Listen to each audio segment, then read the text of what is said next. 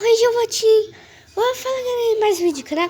Hoje eu vou ensinar vocês a como fazer uma receita de chocolate.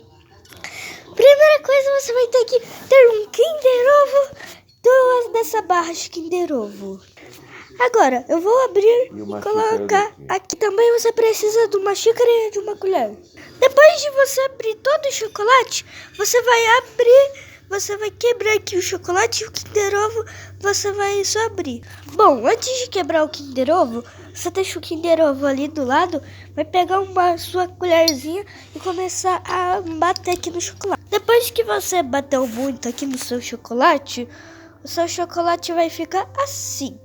Agora você vai pegar seu Kinder Ovo e começar a quebrar o Kinder Ovo. Bom, depois que você encher o copo, você pode comer essa parte do Kinder Ovo e brincar com seu ovinho.